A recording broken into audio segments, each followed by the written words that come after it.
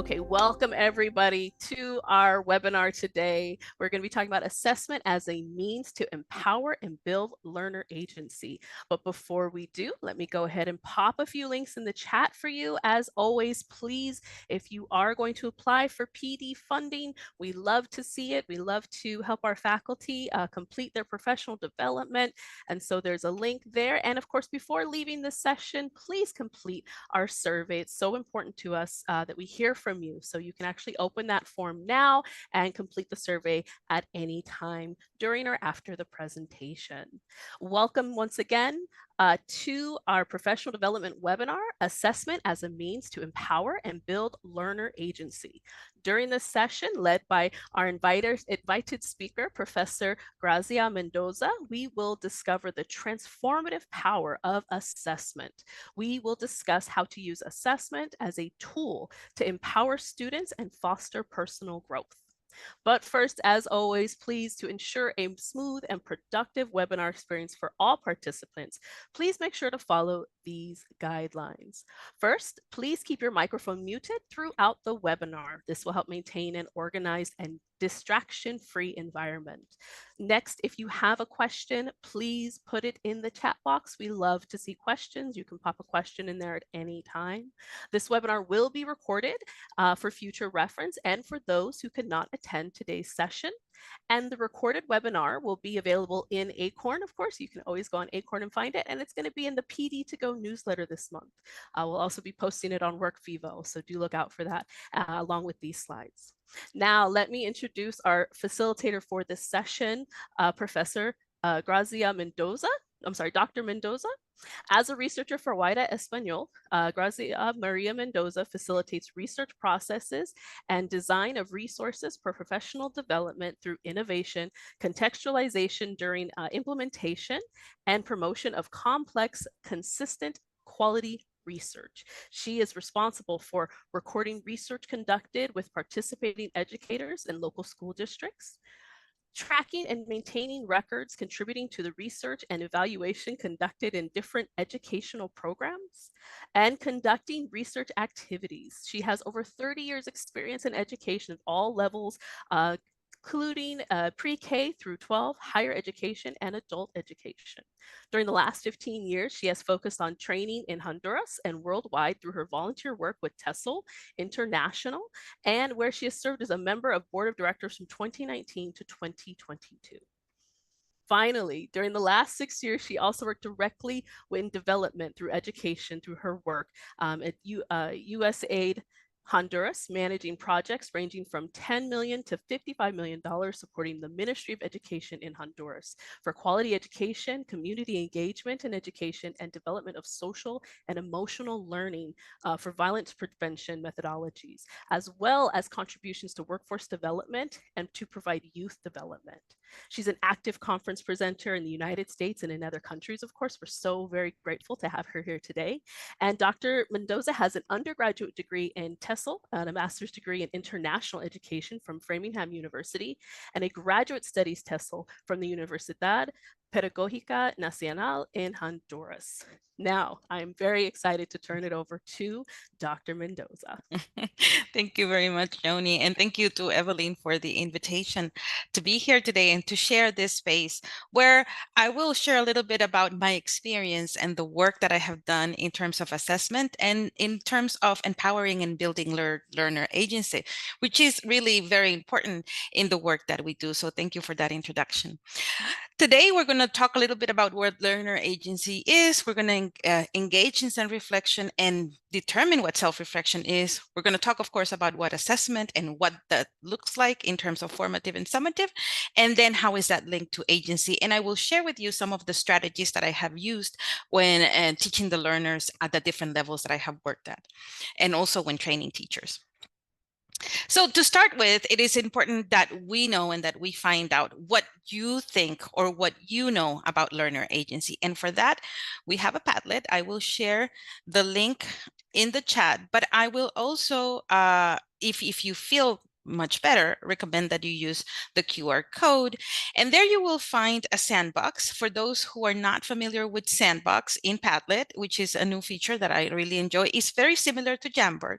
And the way that I have set it up is in a way that you can either include a drawing, upload an image, write something, and you can choose any of the slides there to tell me what you think about learner agency, or what are your thoughts, what you know, what you are interested in also.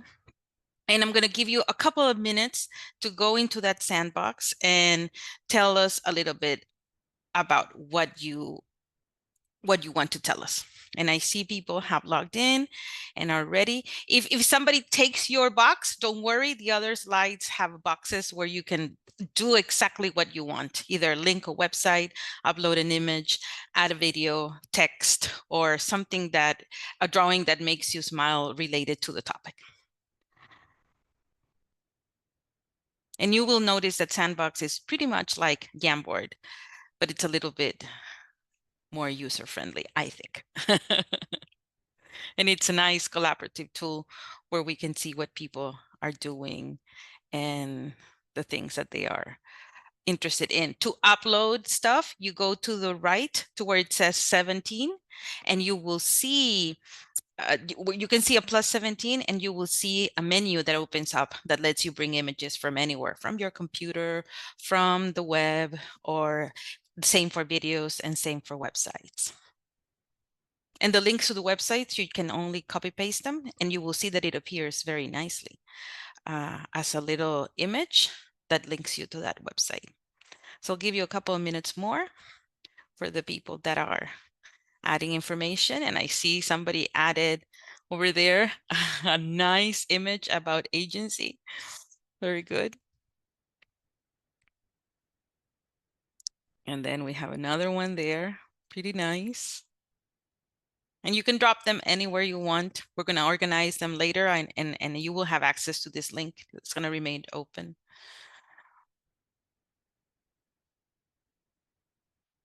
And then somebody saying student empowerment. Nice. Good application. Very nice.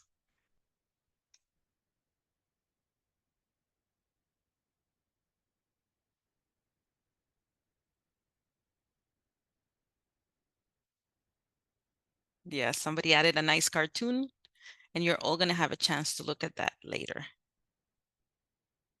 Okay, we're going to give 1 more minute for people to add stuff, and then we're going to move on to the content. We have somebody who wrote, feeling ownership and a sense of control the students have over their learning. Very good. Confident students. That's nice. Confidence. Very good. Okay, I think we can move on to the next one, Joni. People are very active in Sandbox. I think they like the tool, which is always a good thing. So when we are discussing learning agency, and you were very accurate in what you were saying in your cartoons and in your images, many scholars and many people define it as a way of empowering, also as that way in which we provide a choice. And it can be a choice where we limit it so that we can meet our objectives, or it can be as extensive as we need it to be, right? As teachers, as facilitators, as professors, we decide that. And then when our students, our learners have made it, and the choice will vary depending on the level that you're teaching. In your case, you're teaching higher education, then the choice can be at that level and that level of complexity. And depending on the reason or the why your students are learning English or using English for. But it has to do with involving the learners, right? They need to be part of that, and not just as choosing, but also as proposing. Sometimes for us as teachers, that's a little bit out of our control and it kind of scares us. So, but it means finding their own way so that learners can find their own way based on their needs, based on their interests. And it's also linked to assessment for voice and choice. And it's because as we will move forward during the presentation, you will see that assessment is used for different purposes. And it's assessment in the classroom, but it can also be assessment for proficiency and standardized assessment. So it can have different contexts, but we want to link agency to assessment because we want to give our learners that voice and that choice. In the next slide, you will see how to, right? How do we establish clear expectations? So, and it's not only going into the classroom and saying today, okay, so today you have the choice to, no, we're going to establish the expectations, right? We facilitate by delineating what are we expecting at this point from our learners. In some cases, and I can tell you from my experience when I was teaching in higher education, my students came from all over Latin America, and they were at different levels in their proficiency. So many times I had multi-level classrooms within the work that I was doing, but also they were used to different systems of being in a classroom. And that was that most of the time they were used to the teacher directing and telling them what to do. When it came to giving them a choice, that was a little bit shocking for them. And it took some getting used to facilitating that process so that they can understand that. And you might find yourself in that context of times that when you give your students a choice, they don't know what to do with that choice. So we need to establish those clear expectations, and our learners need to understand why we're doing this. What is our purpose? What is in it for their learning? It's also a way of building community. And how do we together as a team manage these expectations in building agency for ourselves, but also building agency for the community of students that we are working with, right? And how did this trickles into other aspects of their professional lives, of their academic life, and even it trickles into their personal lives, right? Because these are skills and competencies that they build that transcend the classroom. And how do we make space for formative conversation starters? My students, I remember in higher education especially, were used to, oh, I need to study and work for the test because I need X grade. And I would constantly tell them, well, learning a language, of course, you're going to get a grade because this is part of what the institution needs and requires. But what is the formative process of you improving your proficiency, right? How is this going to help you in the future after you finish the university and you don't need a grade anymore, right? So having those conversations is really important. And then how do we share among these strategies that we use among our colleagues and among other learners? We used to have in our curriculum integrating social media, and we used to use Facebook groups and Nings, which were very popular in that moment. And we would bring students from other classes, from other teachers together into the same group. And that was also an empowering experience because we had advanced students who were supporting beginner students, for example. In our next slide, we can see some examples of what this can look like. So learner, where it says learner agency examples, they bring in the lesson, we bring in the lesson and we let them establish their goals. So we could choose having 2 or 3 students decide what are the goals for their learning in that process. Then we could also have somebody make a decision for the whole group just for that day, just to give them the space to be a leader, for example. Something that we let our students do and that I usually do, I don't know if you do it, but it's self-talk. And I would usually, because this helps me with my metacognitive process of how I'm learning, what I'm learning, and how is this helping me to learn. And I would model that for my students. And that was very helpful for them in understanding the process and understanding how we build the assessment and how we build the lesson around the things that we were doing. Also, how, like I was telling you you, we had Facebook groups, we had other outside of the classroom activities where we built community, and we made sure that each of them were contributing to the learning of the other. Students teaching students. We had tutors who had advanced skills, who didn't need to be in an English class, but wanted to support their peers in improving their English skills. That was a way of building agency for those students who already were proficient in the language. And then us as teachers, we were continuously helping and supporting each other.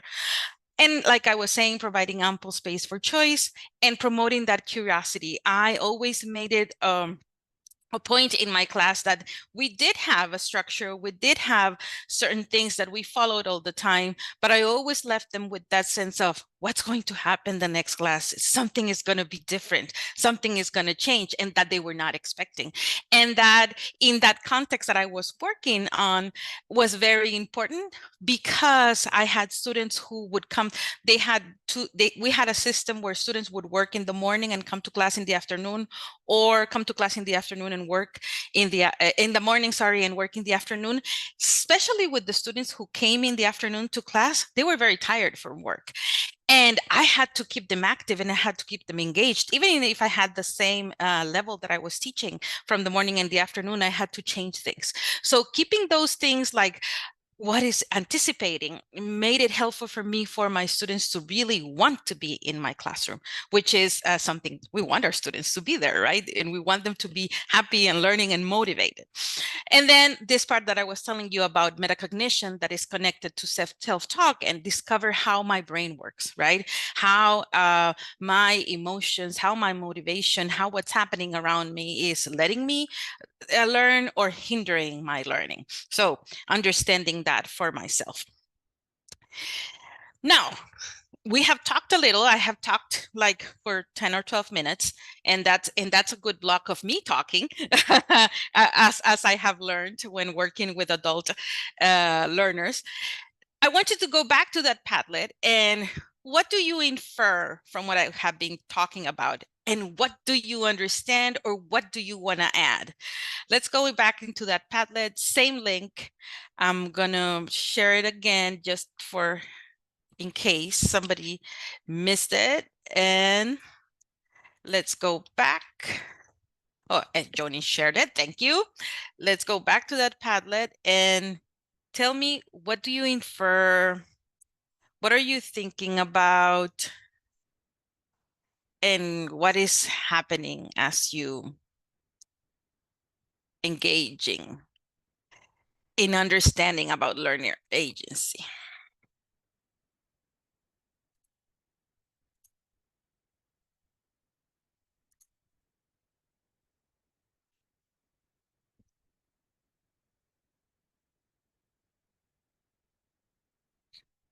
I'm going to give you a couple of minutes.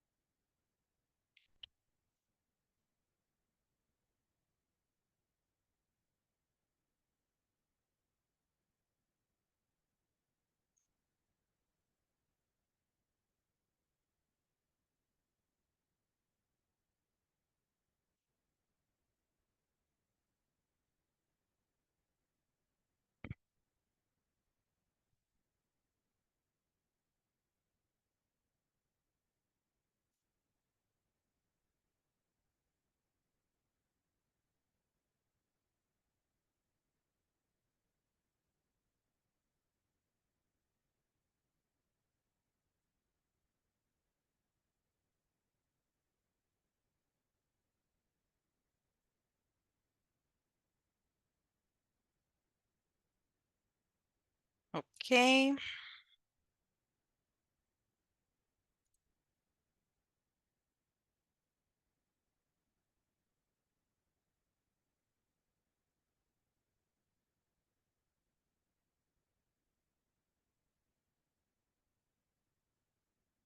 going to give you 30 more seconds. And then we can go back to.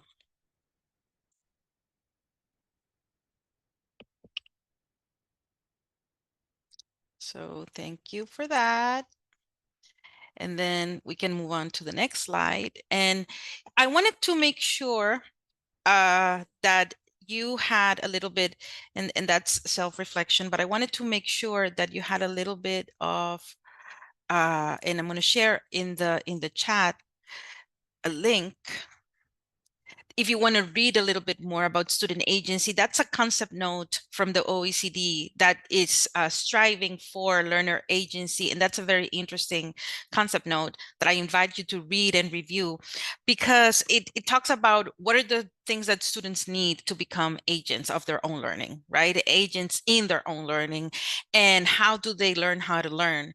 And it's like a goal that we're striving to, part of everything related to sustainable goals, to education goals for 2030. So it's an interesting concept note. You will find things that resonate with you, maybe others that don't, but it's an interesting read that I recommend that you engage in. So self-reflection, and why did I include this related to empowerment and agency? I have found, and especially when training teachers, that self-reflection is really important. Self-reflection during a process, self-reflection after a process, even self-reflection previous to a process, right? Because it lets you understand the why of things, the how of things, the what of things. It lets you be flexible and adaptable. It contributes to your own self-development. And then this is something that I promote with my students. And this is very linked to social emotional learning. And for those of you who are familiar with social emotional learning, you might know that social emotional learning skills development has these 5 core areas where students learn to make effective decision making and self-regulate and check their behavior to see that they are establishing positive relationships with people. The work that we did in Honduras, that I did in Honduras for around 5 years, this was very helpful in terms of violence prevention, and in the areas that we were working in schools in Honduras related to crisis. And crisis and conflict is different depending on where you are. In some countries, it might be related to war, it might be related to refugees, it might be related to other types of crisis. In Honduras, our conception of crisis and conflict was based in areas of high crime and high violence, where students had to be in situations where there were gang controls in their neighborhoods, and sometimes prevented them from go to school, or there were gangs around the school, and that prevented them from having an education, quality education that they needed. So we went into the schools and we created these projects related to social emotional learning and skills development, and we integrated the community into this process. And how did we support our learners to develop themselves, develop their self-concept? How do they, we were not doing things against the gangs, we were working with the community so that they understood how they could navigate complex situations, with the understanding that we were there for a short period of time, but the community had to stay there and manage the complex situations that they were living in. We found out that this was very helpful for them, for the teachers and for the parents, in terms of how they handled the situations, because it allowed them to keep a sense of control. It allowed them to speak more, and it was fascinating because teacher discovered that because of the context of violence that they were living in, sometimes their communication was violent too. And they were looking at each other and saying, wow, the way that we're communicating, what are we modeling for the students? And that was something that came with the self-reflection process of engaging in this social emotional learning skills development. So that's why between empowerment and agency, it's this process of self-reflection. What I'm doing, how am I informing myself to make decisions, to communicate with others, to create awareness of what my behavior is and how it impacts certain reactions or certain things that are happening in the classroom. And it definitely makes one accountable, because I'm not thinking of what did the other do so that I reacted this way. It sometimes is, what did I do that made others have certain reactions or interpret things in a certain way, right? So it's both a two-way situation. In the next slide, I tell you a little bit about how. So some of the things, this is only part of what can be done. Social emotional learning there are many books that are very interesting to read about this. And there's social emotional learning for ELT, actually for teaching English by Luis Javier Penton Herrera. And it's a great book that has very practical lessons. If you haven't seen it, I recommend that you see that. I will share a link about it in a minute. And what did we do? We did a lot of shout outs, right? Team love, you are fabulous. You did something great today. It didn't have to be a big thing. We didn't have to wait for something transcendental to happen. It was those small things that people do every day that sometimes go unnoticed and that help people self-reflect about things that they are doing well. We did a lot of journaling, a lot of writing, diaries. We did a lot of co-evaluation. How are the things that you are doing that are positive, and we didn't call them weaknesses or we didn't give them a negative connotation, but we talked about what are the areas or opportunities for growth and for improvement that you have. And that was a better approach than calling it, this is wrong, this is a weakness, you're not doing the things that you're supposed to be doing. But calling them areas for growth, areas for improvement, it gives it a more positive messaging when we're talking about it, especially with learners. Self-reflects on the tasks, how are we conducting our behavior. And this was very important about what we did in terms of social emotional learning, in that everybody was modeling this. So this is not something that a teacher can do in isolation in their own classroom. This is something that has to transcend to the school, but also to the community, so that everybody is modeling this behavior and it becomes something that is part of our habits and what we're doing. And in terms of what happens in the classroom, we engaged in self-reflection, talking about what went well in the lesson. And for example, I would do this with my students normally. At the end, I would ask them, okay, what went well? What did you like? We would also talk, and I would love it when they tell me what could be improved, because that helped me plan my next lesson and actually cater to their needs and interests. And it also helped me in my teaching practice in general. And I think as long as we don't fall in anything that is too obsessive, because if you also are self-reflecting all the time, that can get tiring. So you need to keep a balance, right, when you're doing these types of exercises. Assessment. Now we're moving into assessment. And then we know that assessment can be assessment as learning, of learning, for learning, right? And when we talk about assessment as learning, we're thinking about what the student is learning, what the student is doing with that learning, and how is he self-regulating the process of learning himself or themselves. Then when we're talking about assessment of learning, we're talking about how we're grading and how we're evaluating, which is the requirement, the test or the quiz or the product or the project that our institutions require from us to present at the end of a process, a semester, to say this student acquired the skills. And then assessment for learning, where we're talking about something more formative and really connected to feedback. And when we think about that, there can be different strategies and our goals can be different. For example, you might want your students to improve their oral skills if they are beginner learners, for example. And you have a strategy that can be either a presentation, an oral or a written portfolio, or a project that involves the community. And you design that activity, and then what are the products that they're going to have. Usually you will have a rubric that accompanies that.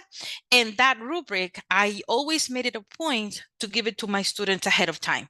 And we went over the rubric and we made choices on the rubric, we made changes. And I wanted to make sure that they understood it really well, and not how they could lose points, but what were the measures of success that would determine that they had achieved that highest score. Because there was that interesting is still in grades, but I wanted to make sure that they knew what skills they needed to develop in order to achieve those scores that they wanted to achieve. And here you see some tools that can be used that are centered in learning, that are facilitated by the teacher, that the content is specific. And you see over there, we have a lot of Prezi, we have YouTube, we have visuals, we have a lot of oral tools. And these are very beneficial for teachers and learners. What I found with things like Box-Up, VoiceThread, or YouTube, for example, or even using social media, was that it allowed learners to practice before actually publishing. And that was really good because it helped them build that confidence and boost their confidence in ways that before, just preparing for an oral presentation in the classroom, didn't do it. But the fact that they had to practice before posting a video in YouTube or on our social media group helped them boost their confidence, say, well, I have practiced it enough that I can actually share it with the world. And those same examples I would use when we're doing impromptu activities in the classroom, where we would have them be in concentric circles, for example, and I would have them repeat over and over their little speech. And then they would feel more confident as they repeated it 4 or 5 times. And this was very good, especially for beginners. For advanced students, when we were doing reading or writing for academic purposes, I would let them share their paper in a gallery walk for different people at different times. And they would see how confident they would grow as they were repeating this over and over and at the highest academic level, right? So it will depend on the student that you're teaching. That's the complexity of the activity and the complexity even of the tool that you would use in those cases. Now, what are considerations for a lesson? I liked to create online spaces. I found them to be very productive and very useful. And it can be anything. It can be a blog. It can be a wiki. Wiki used to be very good tools. They're still are good tools, but now with Google Drive is a little bit more effective because it has this whole suite of tools and everybody has them in their computers. Creating videos, like I was saying, either through Zoom, Google Meet, Flipgrid, VoiceThread, or iMovie. Most of the computers, most of the access, if students don't have access to technology in their own home, we have cyber cafes where people can actually go and do things in computers in other places. Creating audios, very similar to videos. Visuals, right? Most of the times our students are very visual and they want to see that infographic. They want to see that smart draw, that Canva, right? Though that is very helpful when supporting our students in building agency.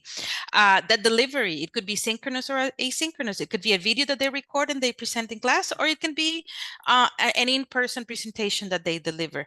And I always like to emphasize this is how do we create that community where our students feel comfortable doing what they are doing? And the assessments connected to this, it can be very detailed portfolios, for example, or very detailed oral or written portfolios, blogs or Facebooks that they write, or it can be a quick pulse that you take for a topic that you're teaching through different poll tools or flip tools that you are using. And there are different tools out there that allow you to do that. What you need to consider is what is quicker and what is most effective sometimes.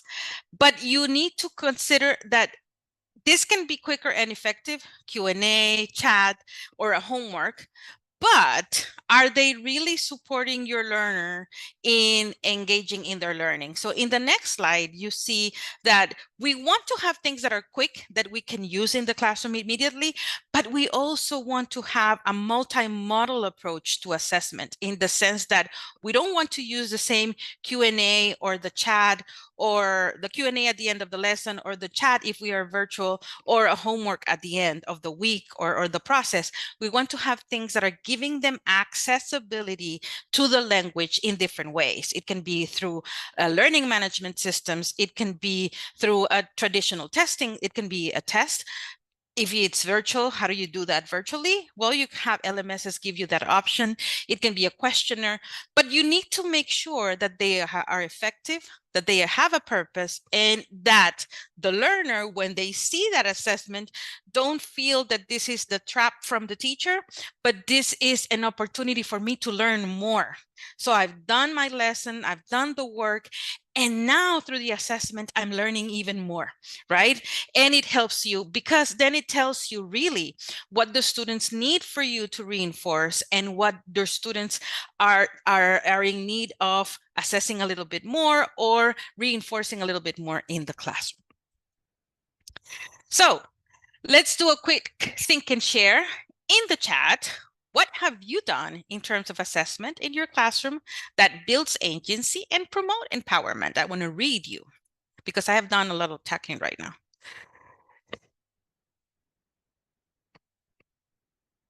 So thank you, Joni, for adding that.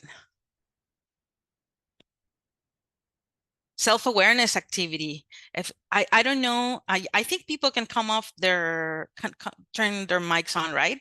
So if Temia can tell us a little bit about that self-awareness activity, I would love to hear that. Oh, hi. Thank you for the presentation. Happy today, happy every day. My name is Dr. Papadopoulos, FCMEA for short.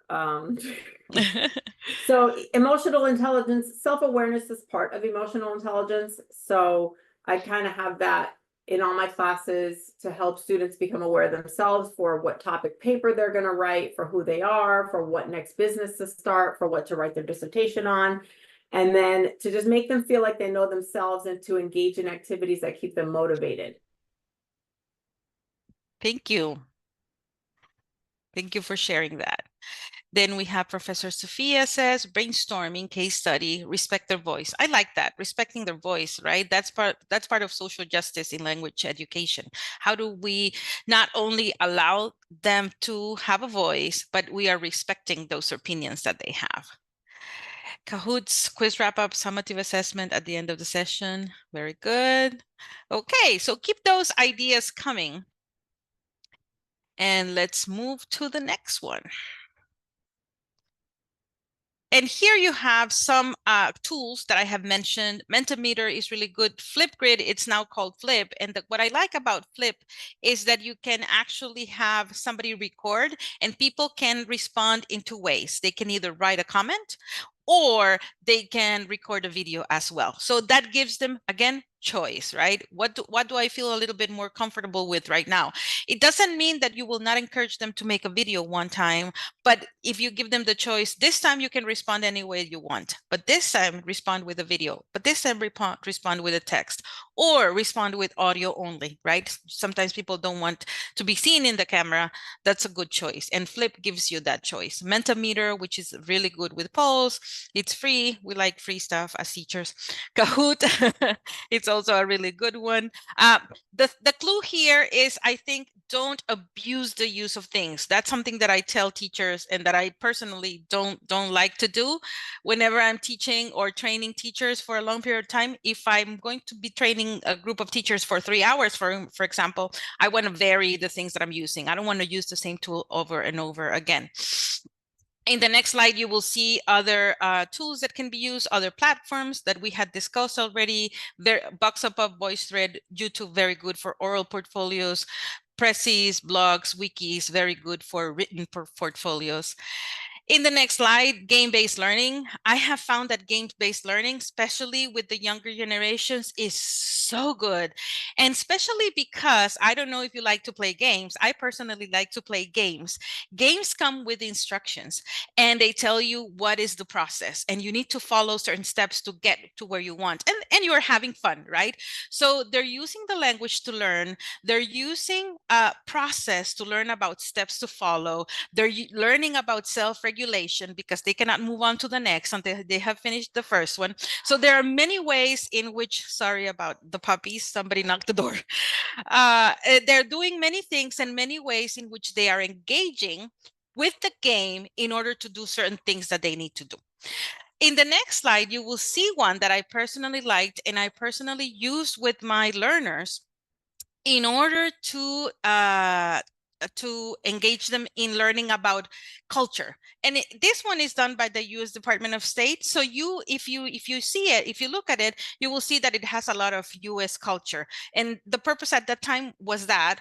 But there are other games out there that can bring other cultures and other things that you want to make sure that your students learn. So let's just play it, and then we'll discuss the topics that it has.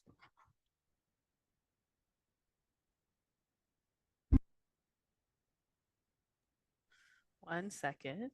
Yeah. A little bit of technical difficulties here. You know what? Let me do this.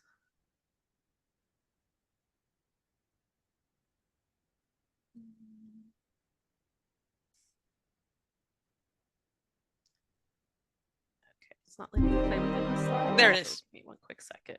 Uh-huh. Yeah, it's not playing on there, so I'm going to go ahead and just switch my screen over very quickly. Let's see here. Yeah.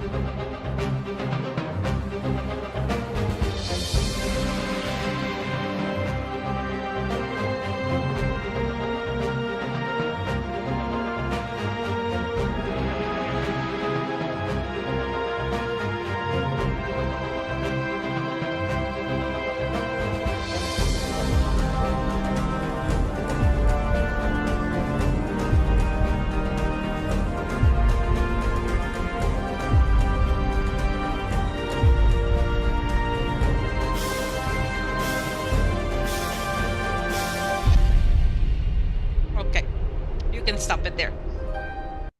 So what I liked about that game, if you see this is going to happen, this game, sorry, takes place in different parts of the United States. So I like that because my students in their senior year were supposed to go to different universities in the United States to go into internships. So that was helpful for them to learn about some of those states.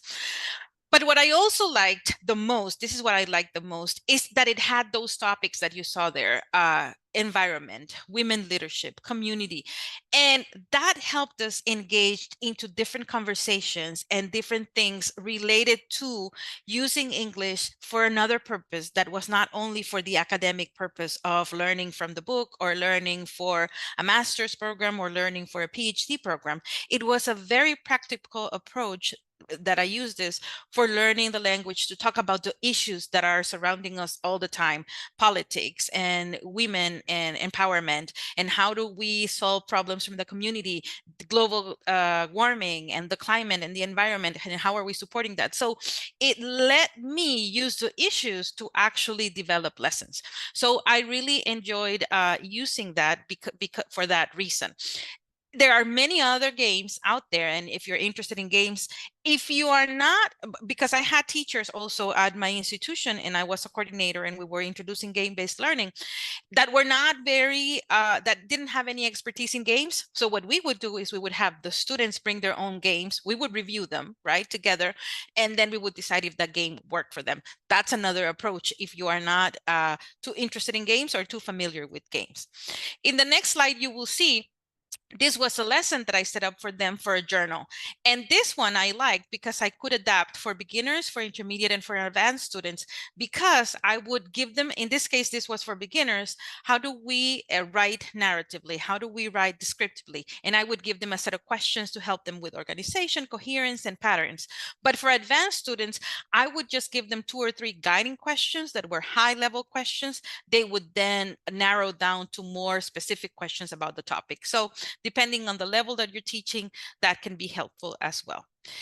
Then I mentioned already YouTube and Facebook groups. Those are very, very good tools to use, and students most of the times are in there. Now students are in Instagram. So Instagram is a little bit more for the younger generation. My sons say that, well, Facebook is for the older people now. Okay, but we can go into Instagram, we can go into TikTok, right? And in TikTok, it's fascinating. I heard the presentation of a young teacher where she was using TikTok to actually create the lessons for her students. And it was awesome. She has her own channel, she builds the lessons there, and she shares those very 2 minute, 3 minute videos that the students are using for learning. So there you go. Technology provides those possibilities. The Nearpod, what I like about Nearpod, and you will see in a little bit what I like about it, is the fact that it gives you a library of material that is already done. For us teachers that are busy all the time, this is great because it's letting me use something and adapt Nearpod it. is a resource for teachers. That's okay, don't worry. And it lets you adapt it to your needs. And you will find that you have content for pre-kinder to 12th grade, but there's also content for higher education. So that's a good thing to use. Go ahead, Joni, no problem. 1 second here. Trying to make sure okay. You got me practicing my sharing skills like I haven't for a while. No problem. Okay, let me make sure we're sharing the sound and we'll pop this one open. To create engaging online lessons. Nearpod lessons can be used synchronously in a live class or asynchronously for a student to complete at their own pace. During a live class, the teacher will give the students the link to access their Nearpod lesson. For an asynchronous lesson, the link will be found in their Schoology course. Once the student accesses the lesson, this is what will come up, their welcome screen. Make sure their name is in there. And over on the right, you will see an arrow. Now, if this is a synchronous class, the teacher will control when the slides advance. So the teacher will click next and go to the next slide. During an asynchronous lesson, the student will click. So why I wanted to show you this video is to show you that Nearpod doesn't only offer you the library, but it offers you the tutorial on how to use the actual tool. And that's what I like about it, because it's two type of tutorials. It's the ready to use tutorial for people who want to go get at it and work on it, but it's also the tutorial for those teachers who would want more a facilitator led training. They do that too, and they are very supportive in showing you and demonstrating how to use their tools, and they're free. You can pay for the upgrade, but they're free normally. And in the next slide, you will see that they have a library. And right now they're introducing more updates and more upgrades. Nearpod has become a very go-to use tool by many teachers worldwide. And they have a school library, and they have that library of things that you can use it readily or adapt it to your own needs. And then that's it. These are some links that you can explore. These are some things that I would advise that you, and Joni has the link to that, so she can share that with everybody. And if you want to read a little bit more about the topic. And I think that is it from my end. So thank you. If you have questions, if you want to share ideas, those are my two emails that I readily access, and you can feel free to write to me. Thank you. I think for me, this 50 minutes just went boom. I don't know for you. So I hope that you learned at least one new thing today. Any questions for Dr. Mendoza while she's here? Feel free to unmute yourself. Or comments too. Or This comments. is Shelly. I had a quick question, and thank you. This has been awesome. You were talking a little bit earlier, and I thought I heard you say cyber cafes. Cyber cafes. I don't know if you have them where you are in your area of the world, but in Honduras, cyber cafes, and I have seen them here in Indiana because I am from Honduras, but right now I am based in Indiana for work. And in Honduras, there are these little spaces where there are computers and people can, they're for public use. People pay a small fee to use it for an hour, and they go and make use. Because for us in Honduras, there are some students that might have technology at home, but there are others who don't.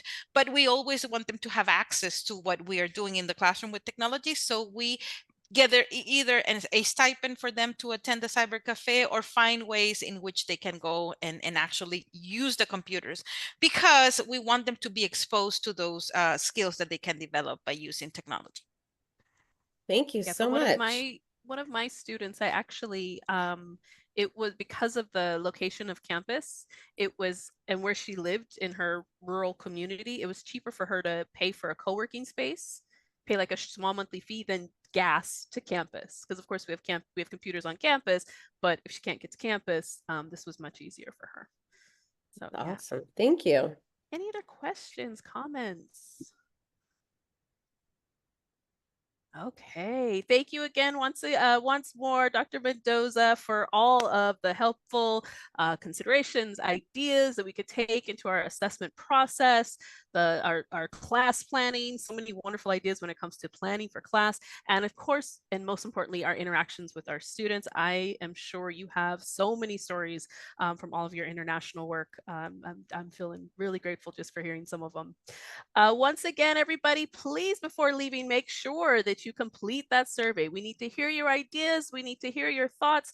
And we need to make sure that we start thinking about our 2025 initiatives. So please do complete that survey and let us know how you feel today.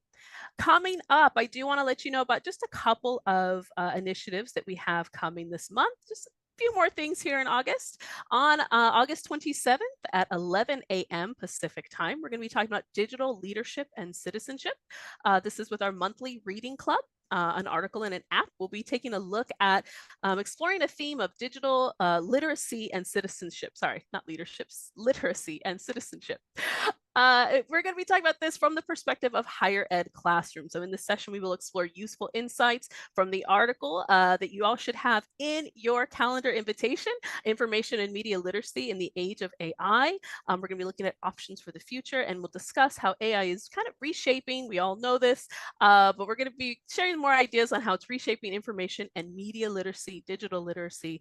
What do our students need? We'll also be examining strategies and apps that can help enhance digital literacy and citizenship in the age of AI. So please do join us for that. You can find the link for that also in your email or in Acorn, or of course you could always message me directly and I'll make sure you get that over to you.